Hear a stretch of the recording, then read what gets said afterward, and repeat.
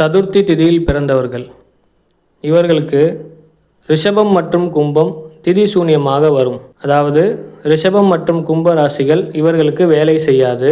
சூரிய ஒளி கிடைக்காத காரணத்தினால் இந்த பாவகம் இருண்ட பாவகம் என கருதப்படுகிறது. அதனால் இந்த பாவகம் சார்ந்த எந்த ஒரு நன்மையும் ஜாதகருக்கு கிடைக்காது. குடும்பத்திற்காக கஷ்டப்பட்டு உழைப்பார்கள். ஆனால் குடும்பத்தினர் மதிக்கவே மாட்டார்கள். உழைப்பதற்கு சளைக்காதவர்கள்.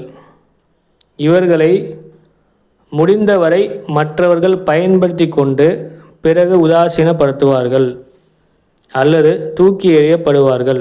இவர்களிடம் என்ன வேண்டுமோ அதை மட்டும் மற்றவர்கள் சாதித்து கொண்டு இவர்களுக்கு தேவைப்படும் போது மற்றவர்கள் உதவி செய்ய மாட்டார்கள். மேலும் குடும்பத்தினர் இவர்களது உழைப்பை பயன்படுத்தி கொண்டு இவர்களுக்கு எந்த ஒரு மரியாதையும் கொடுக்க மாட்டார்கள்.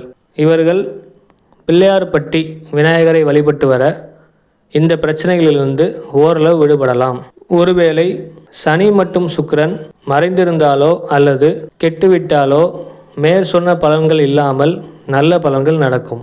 அதேபோல் ரிஷபம் மற்றும் கும்பராசியில் எந்த கிரகம் அமர்ந்தாலும் அந்த கிரகத்தின் காரகத்துவம் ஜாதகருக்கு சிக்கலாகவே இருக்கும். சனி மற்றும் சுக்கிரன் எந்த பாவத்தில் சென்று அமர்ந்திருக்கிறார்களோ அந்த பாவகம் சார்ந்த காரகத்துவங்களும் ஜாதகருக்கு பிரச்சனையாகவே இருக்கும்.